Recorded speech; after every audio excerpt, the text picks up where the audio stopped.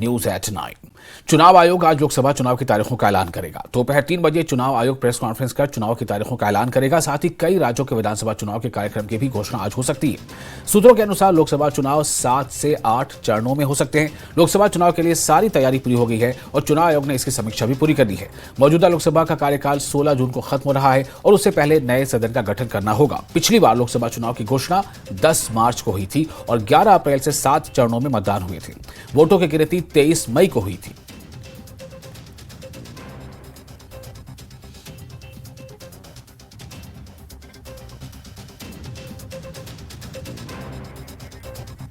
और इस वक्त हमारे साथ जुड़ चुके हमारे रिपोर्टर सुशील पांडे। सुशील, क्या उम्मीद जताई जा रही है? तारीखों का ऐलान तो आज होगा, 3 बजे होना ही है, लेकिन सवाल अहम यह है कि कितने चरणों में चुनाव हो सकता है और उससे बड़ा सवाल यह है कि क्या कुछ राज्यों के चुनाव की तारीखों की जो सूचना है, क्या उसमें जम्मू कश्मीर का भी नाम शामिल होगा? जी देखिए विशाल, इसकी प्रबल संभावना है क्योंकि जिस तरह चुनाव आयोग ने फिलहाल अपनी तैयारियां की हैं और जिस तरह आखिरी जो फिलहाल दौरा वो जम्मू कश्मीर राज्य का ही दौरा फिलहाल किया गया था चुनाव आयुक्त के द्वारा, तो इसकी प्रबल संभावना है कि फिलहाल जो 7 चरणों में चुनाव होगा उसमें कुछ राज्यों के विधानसभा चुनावों पर भी फिलहाल कल बैठक हुई है। और इसमें ये माना जा सकता है कि जिस तरह अगर जो फिलहाल हमारे सूत्र जो जानकारी दे रहे हैं उस जानकारी के मुताबिक जो फिलहाल हाई लेवल कमेटी ने अभी महामहिम राष्ट्रपति को वन नेशन वन इलेक्शन के आधार पर अपनी रिपोर्ट सौंपी है, उस रिपोर्ट में जिस तरह बताया गया है कि जो फिलहाल ये लोकसभा चुनाव होगा वो आखिरी लोकसभा चुनाव हो सकता है क्योंकि 2029 से फिलहाल वन नेशन वन इलेक्शन की कवायद को लेकर महत्वपूर्ण कदम उठाए जा सकते हैं। तो इसकी प्रबल संभावना है कि जो फिलहाल कार्यकाल है कुछ राज्य विधानसभाओं का, उन कार्यकाल को फिलहाल मैनेज करने के लिए फिलहाल इलेक्शन कमीशन चूंकि जम्मू कश्मीर में चुनाव कराने के आदेश जारी कर सकता है। अब ये देखना बेहद अहम है कि 3 बजे जो प्रेस कॉन्फ्रेंस आज विज्ञान भवन में आयोजित की जाएगी चुनाव आयोग के द्वारा, उसमें क्या कुछ राज्यों के भी चुनाव कराने के आदेश दिए जा सकते हैं या फिर नहीं।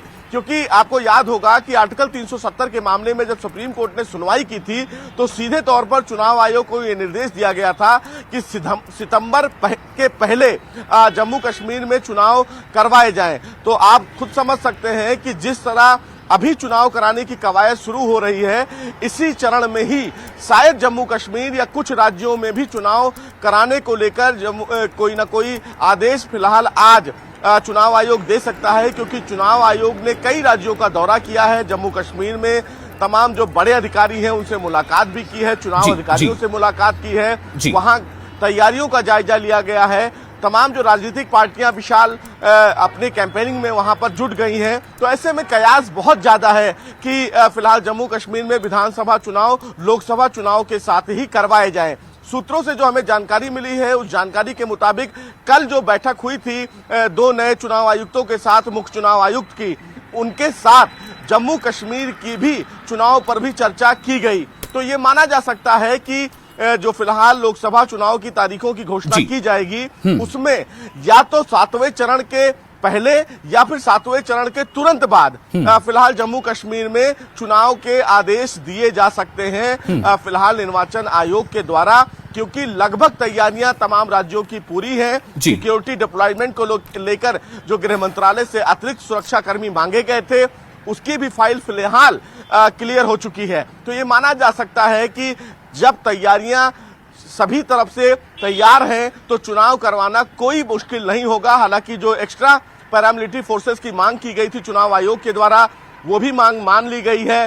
हाल ही में अभी चुनाव आयुक्त ने जो रेलवे बोर्ड के चेयरमैन हैं उनसे उन्होंने मुलाकात की थी, वहां से भी फिलहाल उनको क्लियरेंस मिल गया है। तो चुनाव आयोग चुनाव कराने की कवायद को लेकर अपनी कमर कस चुका है। अब देखना बेहद अहम है कि जो फिलहाल लोकसभा चुनाव करवाए जा रहे हैं कुछ राज्यों को लेकर, ऐसे में क्या विधानसभा चुनाव के मामले में भी आज चुनाव आयोग कोई अहम निर्देश जारी करता है या फिर नहीं। विशाल, चलिए, ये एक अहम मौजू होगा देखना। और एक कुछ इशारा मिल पा रहा है सुशील के, पिछली बार तो ये 7 चरणों में चुनाव हुए थे, लेकिन क्या इस बार भी सिचुएशन बिल्कुल वैसी ही है या कुछ अलग है? कि क्या इसमें इस बार ऐसा माना जा सकता है कि चुनाव जो चरण है, जो मरहले हैं, वो कुछ कम या ज्यादा हो सकते हैं? जी देखिए विशाल, 7 चरणों में तो चुनाव की प्रबल संभावना है, लेकिन उससे ज्यादा ही चरण में, 7 या 8 चरण में ही चुनाव कराने की दिशा में फिलहाल अभी चुनाव आयोग विचार कर रहा है, क्योंकि परिसीमन जो फिलहाल कई राज्यों में हुआ है उससे सीटों में भी काफी कमी देखी गई है, कुछ राज्यों में सीटें बढ़ी हैं। तो ऐसे में उम्मीद बहुत कम है कि 7 से 8 चरण से ज्यादा चुनाव आयोग चुनाव कराने की कवायद को लेकर आगे बढ़ेगा। लेकिन हाँ, ये जरूर कहा जा सकता है कि 7 चरण में ही चुनाव करवाने की जो फिलहाल प्रक्रिया है वो अपनाई जा सकती है। जो छोटे राज्य हैं वहां 1 से 2 चरण में चुनाव होगा, लेकिन जो बड़े राज्य हैं जैसे उत्तर प्रदेश, बिहार, पश्चिम बंगाल, महाराष्ट्र, इन तमाम जगहों पर 7 चरण में चुनाव फिलहाल करवाए जा सकते हैं, क्योंकि लगभग तैयारियां पूरी कर ली गई हैं। चुनाव आयोग की तमाम तैयारियां पूरी हो चुकी हैं। जो छोटे राज्य हैं, जैसे बात करें दिल्ली, उत्तराखंड, इन तमाम राज्यों में फिलहाल 1 चरण में चुनाव होगा। लेकिन जो फिलहाल भौगोलिक स्तर से अगर देखा जाए या दूरस्थ इलाकों को अगर देखा जाए तो पहले चुनाव आयोग उन तमाम इलाकों में चुनाव करवाएगा, क्योंकि पहाड़ी इलाकों में या फिर अगर बात करें जो दूरस्थ इलाके हैं जैसे झारखंड के कुछ अतिसंवेदनशील इलाके हैं, तो इन तमाम इलाकों में चुनाव आयोग पहले चुनाव करवाने को लेकर आगे बढ़ता है। उसके बाद तमाम राज्य जो फिलहाल भौगोलिक रूप से संपन्न है, आर्थिक रूप से संपन्न है, जमीनी स्तर पर वो संपन्न है, वहां पर तीसरे और चौथे चरण में चुनाव होगा। लेकिन जो बड़े राज्य हैं, उन बड़े राज्यों में उत्तर प्रदेश की बात करें, बिहार की बात करें, पश्चिम बंगाल की बात करें, महाराष्ट्र की बात करें, इन तमाम राज्यों में 7 चरणों में जो 7 चरण की घोषणा की जाएगी, उन सभी 7 चरण में वहां पर फिलहाल चुनाव कराए जाएंगे। सुशील, बहुत शुक्रिया आपका तमाम जानकारी के लिए। बहुत विस्तार से आपने बताया है कि किस तरह से संभावनाएं हैं कि कहां चुनाव हो सकते हैं, कहां चुनाव अभी नहीं हो सकते हैं। लेकिन सबसे अहम बात यह है कि लोकसभा के चुनाव की तारीखों का ऐलान तो आज हो ही जाएगा, कुछ राज्यों के चुनाव भी हो सकते हैं, उसका भी ऐलान हो, जैसे ओडिशा या अरुणाचल प्रदेश, आंध्र प्रदेश वगैरह। लेकिन क्या जम्मू कश्मीर को लेकर भी कुछ ऐलान होगा, ये काफी अहम होगा देखना। चूंकि अभी जैसा सुशील ने बताया कि हालिया ही दिनों जो चुनाव आयुक्त है, मुख्य चुनाव आयुक्त और उनके पूरी टीम ने कश्मीर का और जम्मू का दौरा किया था। आगे बढ़ेंगे। लोकसभा चुनाव की तारीखों के ऐलान से पहले प्रधानमंत्री नरेंद्र मोदी ने देशवासियों के नाम एक खत लिखा है। पीएम मोदी ने देशवासियों को संबोधित करते हुए कहा कि हमारे और आपके संबंधों को 1 दशक पूरा हो गया है। उन्होंने उम्मीद जताई है कि देशवासियों का समर्थन उन्हें लगातार मिलता रहेगा। पीएम मोदी ने लिखा है कि राष्ट्र निर्माण के लिए वो लगातार मेहनत करते रहेंगे। पीएम मोदी ने लिखा कि मेरे परिवारजनों के जीवन में आया सकारात्मक बदलाव ही बीते 10 वर्षों में हमारी सरकार की सबसे बड़ी उपलब्धि और सबसे बड़ी पूंजी।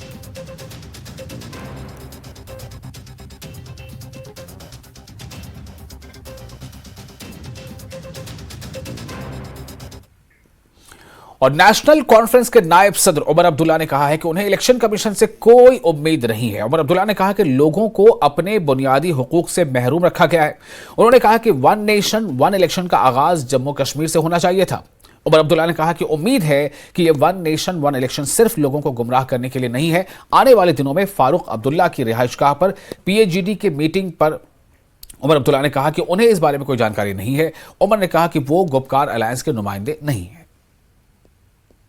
अल्लाह ताला हमारी नमाज़ों को कबूल करे, हमारे रोज़ों को कबूल करे, हमारे गुनाहों को माफ़ करे और जम्मू कश्मीर में अमन, भाईचारा और तरक्की का दौर जो हम सब देखना चाहते हैं, उसकी शुरुआत अब देखने को मिले। इससे ज़्यादा क्या कह सकते हैं। सर, कल इलेक्शन कमीशन ने प्रेस कॉन्फ्रेंस बुलाई है, तो क्या एक्सपेक्टेशन है? हमारी इलेक्शन कमीशन से कोई एक्सपेक्टेशन नहीं है ना। इलेक्शन कमीशन जमहूरियत कायम करने का उनका जो मिशन है, उसमें ज़रा कोई रोल अदा करें। जम्मू कश्मीर को अब लगभग 10 साल हो गए हैं असेंबली इलेक्शन देखे हुए। कहने के लिए तो हमारे जो साबका सदर हैं रामनाथ कोविंद जी, उन्होंने रिपोर्ट पेश की है 1 नेशन 1 इलेक्शन। अब जम्मू कश्मीर से अगर आप शुरुआत नहीं कर सकते तो हम क्या उम्मीद करेंगे कि 1 नेशन 1 इलेक्शन का जो ये डंडोरा पीटा जा रहा है, कहीं ये लोगों को धोखा देने के लिए और बेवकूफ़ बनाने के लिए तो नहीं है। नौशहरा से नेशनल कॉन्फ्रेंस के साबिक मेंबर एडवोकेट हक नवाज चौधरी ने महबूबा मुफ्ती और दीगर सीनियर लीडरों की मौजूदगी में पीपल्स डेमोक्रेटिक पार्टी में शमूलियत अख्तियार की।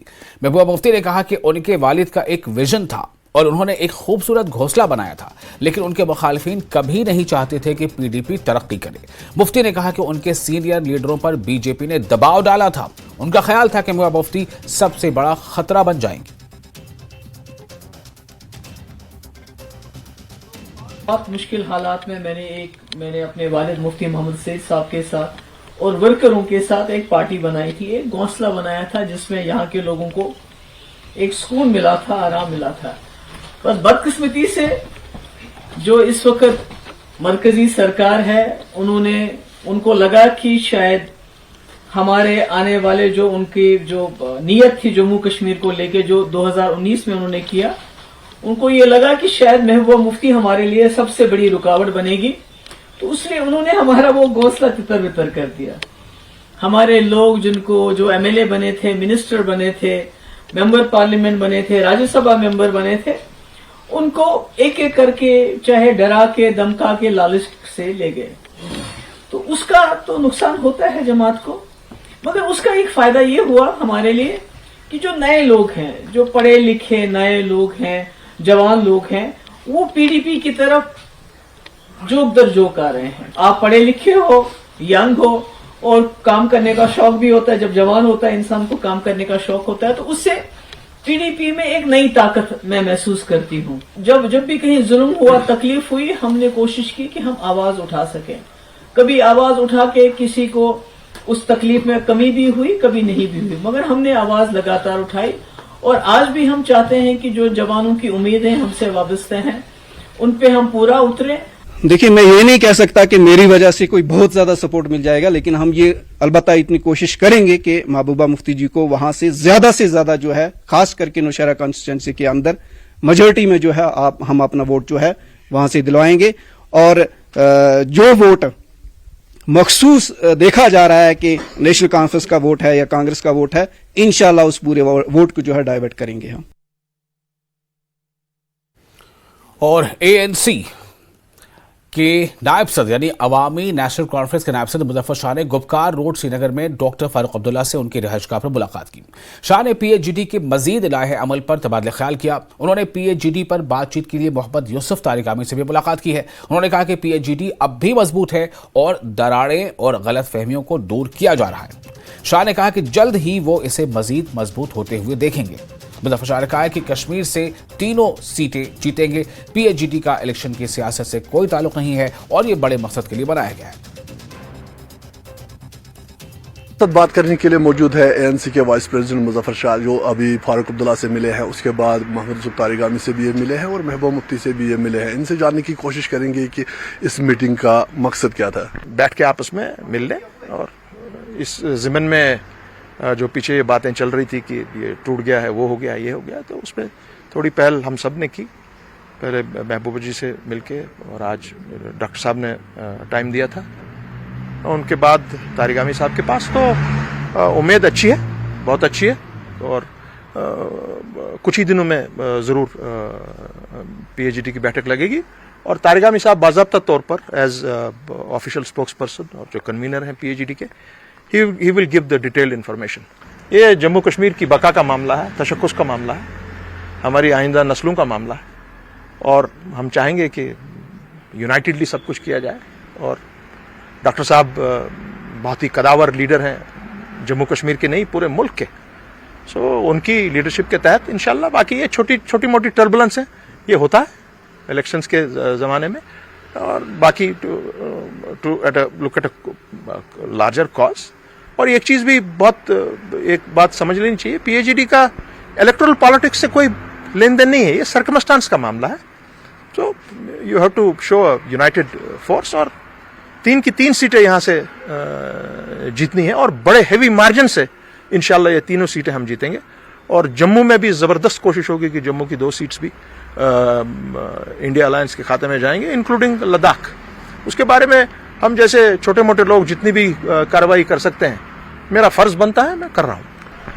ये थे मुजफ्फर शाह, जिनका यही कहना है कि PhD जो है वो अभी ख़त्म नहीं हुई है। PhD जो है वो अभी भी मजबूत है और जो आने वाला इलेक्शन है उसमें PhD जो है वो अच्छा शो पेश करेगी और तीनों की तीनों सीटें जो है वो यहाँ से जीतेगी। और PhD जो है वो लोगों के लिए बनी है, तो इसको जो है वो इसके साथ इलेक्ट्रल पॉलिटिक्स का इसके साथ कुछ नहीं है। शुएब शमीम के साथ rice Magrey, network 18, Srinagar.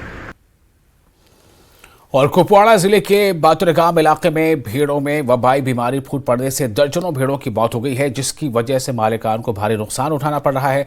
Unit होल्डरों का कहना है कि बीमारी पर काबू नहीं पाया जा सका। उधर डिस्ट्रिक्ट शीप हस्बेंड्री डिपार्टमेंट के जिला अफसर का कहना है कि मुतासरा इलाके में डॉक्टरों की टीमें रवाना की गई हैं और इलाज जारी है।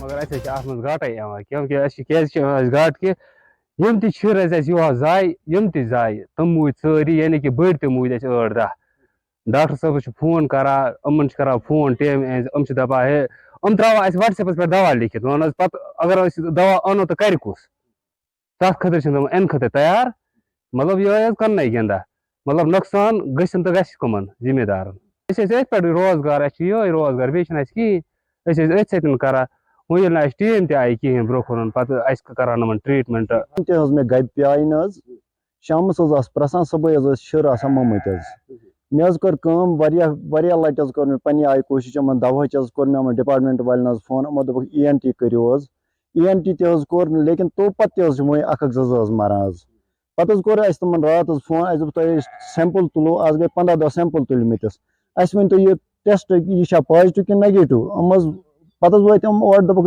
सह पॉजिटिव आमुत मे कम से कम तुम त्रो रिपोर्ट वो तमें हिसाब नत सनक बह तीर कनित मे वनकस दौद रात शाम जाए बे 2 छिर तम मूद। देखिए, जो आप ये कह रहे हैं बातरगाम में जो कुछ ये जो एनिमल्स जो इनका आप जिक्र कर रहे हैं, ये ऑलरेडी हमारी नोटिस में है।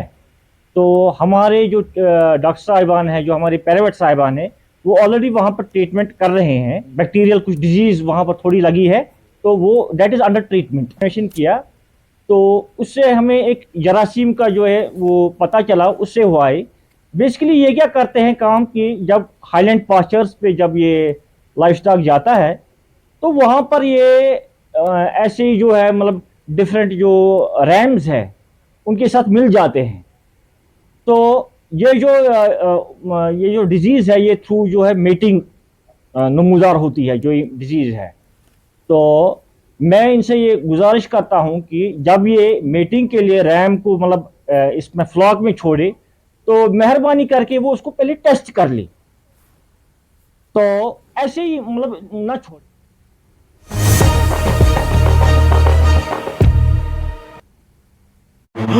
गिरफ्तार DCM ने किसान को मारी टक्कर, इलाज के दौरान किसान की मौत।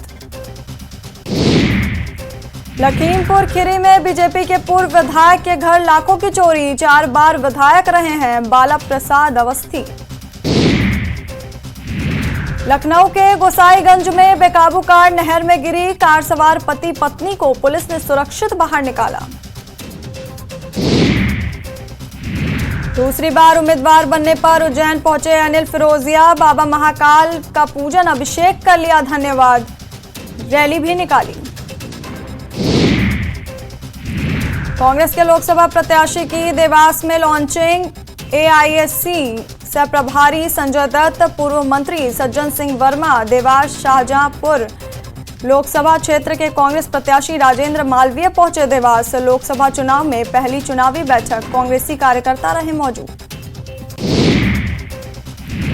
देवास पहुंचे कांग्रेस के लोकसभा प्रत्याशी राजेंद्र मालवीय ने खेड़ापति मारुति मंदिर में किया दर्शन। शहर कांग्रेस अध्यक्ष मनोज रजानी सहित कई कांग्रेसी रहे मौजूद।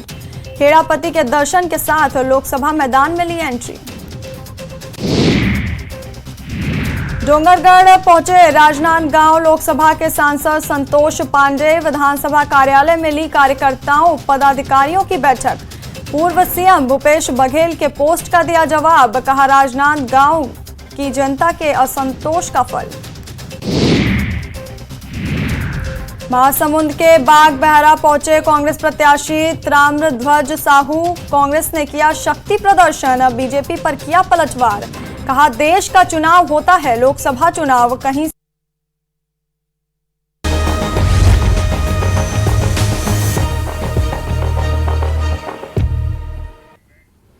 ब्रेक के बाद एक बार फिर आपका स्वागत है। यूनिट होल्डर के बारे में आपने आपको खबर दिखाई है। नेक्स्ट है, पुलिस को मंशियात माफिया के खिलाफ मुहिम में बड़ी कामयाबी मिली है। पुलिस ने 60 लाख रुपए मालियत के आधा किलोग्राम हेरोइन बरामद करके 2 अफराद को गिरफ्तार कर लिया। एसपी रूरल जम्मू ब्रजेश कुमार ने बताया है कि सिधरा इलाके में नाका पॉइंट पर तलाशी के दौरान पुलिस को और अफराद की मुश्तबा सरगर्मियां दिखी गई। इनसे तफ्तीश शुरू की गई। इसके बाद इनके कब्जे से आधा किलो मंशियात यानी कि हाफ केजी, काफी महंगा होता है, बरामद हुई है। इस सिलसिले में तफ्तीश जारी है और मजीद गिरफ्तारियों का इम्कान भी है। इसमें हमने 2 लोगों को जो है वो अरेस्ट किया है। ये कल देर रात का वाक़ा है। तो हमने जो है वो बत्रा जहाँ पे कॉलेज है उसके पास नेशनल हाईवे पे नाका लगाया था। 2 लोगों को वहाँ पे रोका गया है और 2 लोगों को जब इनको रोकने की कोशिश की, इन्होंने भागने की कोशिश की। जब ये भागने तो हमारी पुलिस पार्टी जो थी उन्होंने इसको पकड़ लिया और जब इनको पकड़ा तो इनसे पूछताछ लाई गई। तो इन्होंने अपना नाम, इसमें से एक का नाम जो है वो बाग हुसैन है, सना फिरोजदीन, रहने वाला जो है वो कुल्ला कलां आरसपुरा से है। और दूसरा इसके साथ जो साथी था उसका नाम मोहम्मद मंशा है, Sanab Shah Mohammad, RO ward number 4, Byaspur Parla Araspura का रहने वाला है। ये दोनों जो है जब इनकी सर्च बार में लाई गई तो दोनों से 250 ग्राम दोनों से जो है हमने हीरोइन लाइक सब्सटेंस जो है वो रिकवर की। जब ये रिकवर की इनको हमने अरेस्ट किया और उसके बाद जो है इसमें हमने एफआई जो है वो रजिस्टर की है एनडीपीएस की जो रेलिवेंट सेक्शन है उसके अंडर। सर, पूछताछ में क्या बताया गया है? कहाँ ये सप्लाई देने वाले थे? कहाँ से इनको ये कंसाइनमेंट मिला था? अभी इनसे पूछताछ बामल लाई जा रही है। हमें अभी कुछ चीजें ऐसी हैं जो हम आपके साथ शेयर नहीं कर सकते, लेकिन इसमें हम दोनों पहलू पे काम करने जा रहे हैं कि ये कहां से लेकर आ रहे थे और कहां लेकर जा रहे थे, कहां इन्होंने सप्लाई देनी थी। क्योंकि आज की डेट में हम आपको, जैसे आपने देखा, आए दिन हम इस पे जो है वो कार्रवाई करते रहते हैं। पहले होता था कि हम सिर्फ इन दोनों की तफ्तीश तक थे, लेकिन अब हमें ये पूरा इसका बांडा फोड़ना है कि ये कहां से लेकर आ रहे थे और कहां जा रहे हैं। और मुझे पूरी उम्मीद है कि इसमें हम जल्दी से जल्दी जो है वो सक्सेसफुल रहेंगे। त्राल में बिजली फीस में इजाफे के खिलाफ आज भी गुजर बकरवाल तबके से वाबस्ता लोगों ने एहतजाज किया। उन्होंने एडीसी दफ्तर में एहतजाजी मुजाहरा किया। एहतजाजी मांग कर रहे थे कि बिजली फीस में जल्द कमी की जाए। उन्होंने कहा कि बसूरत दीगर वो एहतजाज में शिद्दत लाएंगे। तहसीलदार त्राल ने एहतजाजियों को यकीन दिलाया है कि उनके जायज मुतालबात को जल्द हल किया जाएगा। जो हमारे साथ इस वक्त नाइंसाफी हो रही है, हमें मतलब 120 से 550 रुपया इस वक्त फीस बिजली की आ गई है। तो हमने गवर्नमेंट ने इस वक्त मजबूर कर दिया है एहतजाज करने पर, वरना हमारी कौम है जो गुजर बकरवाल कौम है, ये शरीफ कौम है, ये एहतजाज करना नहीं चाहती है। तो हमें मजबूरन ये एहतजाज करना पड़ गया है इस माह रमज़ान में। तो मैं इस वक्त एलजी इंतजामिया से और डीसी साहब पुलवामा से ये गुजारिश करता हूं कि इसमें कोई हल निकाला जाए। या तो हम बिजली डिपार्टमेंट को यही बोल रहे हैं बार बार से कि या हमारे वो जो मतलब मीटर है, मीटर नस्ब करके हमें जो meter as per meter fees चढ़ेगी वो हम अदा करेंगे। अब 6 महीने जंगलों में रहते हैं, ढोक में जाते हैं, 6 महीने हम इधर नीचे रहते हैं सर मकानों में, तो 2 बल्ब हमारे घरों में जलते हैं। तो आज 550 ने बिजली बिल कर दिया, किसी का 800 किसी का 1300 है। लेकिन हम ये बर्दाश्त नहीं करेंगे। हमें खंभे वापस ले जाइए, नहीं हमें पावर की कोई जरूरत नहीं है। हम इस जीवन में हमने अपने एई साहब को भी बुलाया हुआ है बिजली के, वो वहां जाएंगे और एक बार फिर से सर्वे होगा। इनकी कुछ जायज डिमांडें भी है, तो इंशाल्लाह उन सब का अजाला किया जाएगा। तो ऐसा नहीं है कि सरकार इनके साथ है, सरकार सहूलियत के लिए ही है, इंशाल्लाह सहूलियत ही हो जाएगी। और गांधरबल जिले के तुलामला के रिहायशियों ने बिजली के माहाना नरखों में अचानक इजाफे के खिलाफ पावर डेवलपमेंट डिपार्टमेंट के हुकाम के खिलाफ एहतजाज किया। मकीनों का कहना है कि इलाके की औसत आबादी खत गुर्बत से नीचे जिंदगी बसर कर रही है, इसलिए इनके लिए बिजली की इतनी बड़ी रकम अदा करना मुश्किल है। मकीनों ने मुतल्लिका हुकाम से अपील की है कि वो अपने माहाना बिलों पर नजरसानी करें और इस बात को यकीनी बनाएं कि वो हर माह मुस्तकिल रकम अदा करें।